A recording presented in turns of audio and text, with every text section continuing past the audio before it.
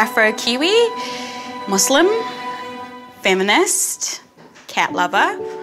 I love purple, popcorn, candy, all the things that are not good for you. Yeah, avid reader, student, hopefully not for too much longer.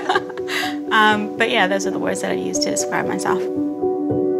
For me, I think it's simply the belief that, women are citizens, we are equal, and that we have the choice to make decisions. It's not something that should be granted to us by others. So I was born in Makkah in Saudi Arabia, where my dad was studying at the time.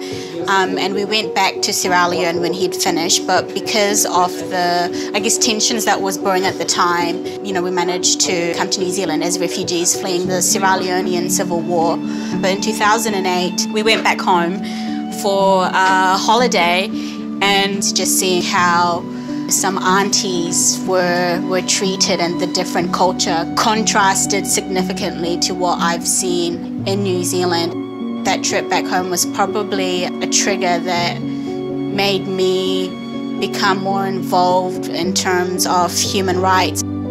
I think she's iconic in the sense that she led what I would say is revolution for women's suffrage here in New Zealand. I think she's definitely an international icon as well. I think one of the individuals who were courageous enough to begin the conversations and to go further than conversations and go to action as well. Mum is definitely the number one inspiration. She's a formidable woman. She left Sierra Leone without any family. It was such a significant change in the sense that, you come from a collectivist society where everybody knows everybody on your street to coming to a society where, you can live next to your neighbours and just not know them for many years. I think she did it so well. I think me and my sisters haven't turned out too bad. I'd like to think that I might have gotten some of my characteristics from her.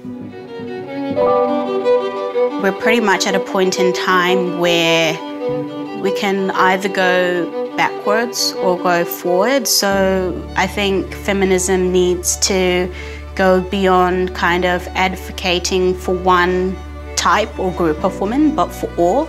And so we really do need that intersectionality coming through.